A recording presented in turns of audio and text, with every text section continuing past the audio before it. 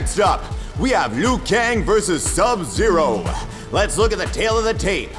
Liu Kang is a 165-pound former Shaolin monk with a background in peaceful meditation and passive stoicism, and a combined record of 0-0. Versus Sub-Zero, a 412-year-old cryomancer that can literally freeze every cell in the human body with a single thought. It's anybody's fight, ladies and gentlemen, so let's get started! Oh wait, what's that? It looks like we have a foreign object in the arena placed there by Raiden.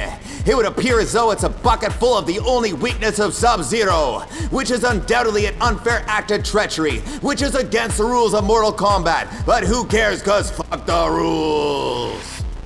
Sub-Zero begins by crouching down to effectively conceal his 6-inch height advantage.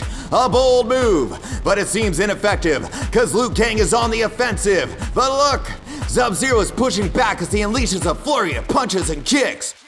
It's a clever strategy, as he completely neglects the fact that he can freeze and shatter Liu Kang's organs with any strike he pleases. Let's see if it pays off, folks. Liu Kang kicks him, but little does he know that Sub-Zero uses kicks to his advantage by flip kicking Liu Kang and landing on his back, using his own kicks to kick back onto his own feet that he usually kicks with. Incredible use of offensive and defensive kick techniques here, folks. Liu Kang does a barrel roll, and he's pushed back, and Sub-Zero uses his most feared technique of daintily floating downwards across the corner of the screen so he can flip back up to the center of the screen. Sub-Zero then throws a candelabra in Liu Kang's general direction, employing one of his greatest weapons, the faint fire of dimly lit candles. Liu Kang barely evades the immolation, and then runs directly towards Sub-Zero in an attempt to gingerly press Sub-Zero's body against his own. But Sub-Zero gets shy and performs a series of small consecutive kicks against the wall to backflip out of his own insecurities. Sub-Zero then performs a series of backflips down the arena ramp, followed by another bold move as he again daintily floats downwards across the screen. Liu Kang is shocked, but he's not falling for the same trick twice and kicks Sub-Zero across the room. Sub-Zero's had enough, and with his back against the ropes, he decides to freeze some stuff. Let's kick some ice. Sub-Zero begins to summon telemic energy that reverses the ionic structure of the atmosphere to create a biospheric temperature colder than the surface of Mercury, but it's still truly anybody's fight. Liu Kang tries to unfreeze the negative 1,000 degree air with his hand, but it's somehow not as effective as he hoped. It's unfortunate his whole body isn't covered in mullet, as that would have undoubtedly leveled the playing field. However, his foot strategically mini-kicks one of the buckets of Sub-Zero's only weakness onto the ground.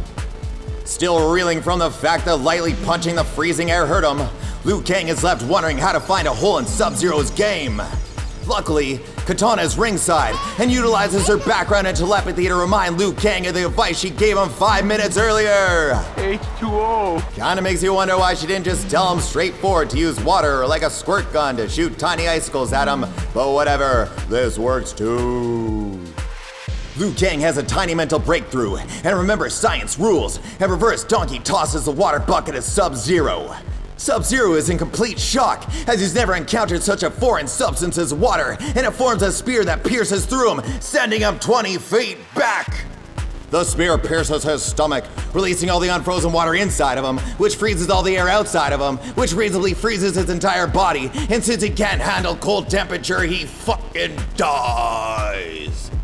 Another spectacular upset by the Earth Realm, and the spectators are reminded once again that none of these fights actually matter, because there's no bracket system in this tournament, and only beating Goro matters. But beating Goro doesn't matter, because Shang Tsung tricks Johnny Cage into challenging Goro, which means Shang Tsung can challenge whoever he wants for the actual deciding fight, as per the formal guidelines of the rules of Mortal Kombat.